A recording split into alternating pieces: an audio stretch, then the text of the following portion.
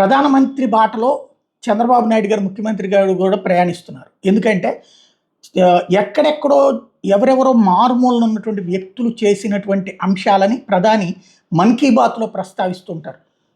ఆ పర్సన్కి కూడా ఆయన చెప్పాక అది పేపర్లో వచ్చాక ఆ తర్వాత పరిగెత్తుకుంటూ సోషల్ మీడియా వాళ్ళు వాళ్ళ దగ్గరకు వచ్చేదాకా తెలియదు. అంత జాగ్రత్తగా మెయింటైన్ చేస్తారు డేటా. ప్లస్ వాళ్ళని అభినందించడం ద్వారా ప్రపంచం దృష్టికి వాళ్ళ పడేటట్టు చేస్తుంటారు.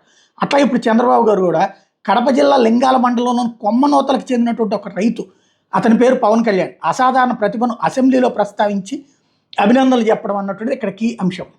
ఇక్కడ ఒక చిన్న ఎగ్జాంపుల్ జీబీఏ మీకు ఆర్ఎస్కే ఒక్కటి మాత్రం మీకు చూపిస్తున్నా. ఇది లింగాల మండలం.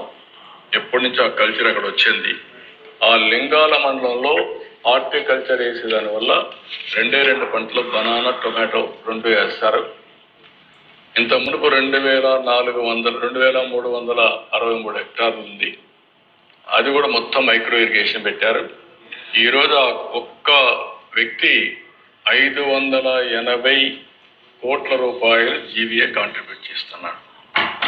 ఒక్క జీవీఏ అంటే ఏ విధంగా it is a game changer కరెక్ట్గా చేస్తే దానికి ఇది ఒక ఉదాహరణ అని చెప్పి కూడా నేను మీకు తెలియజేస్తాను. ఆల్ బెస్ట్ ప్రాక్టీసెస్ అక్కడ చేసే పరిస్థితి వచ్చింది. ఇది ఒక మారుమూల రైతుకు సంబంధించినటువంటి అంశాన్ని ప్రస్తావించడం ద్వారా సంచలనం సృష్టించారు.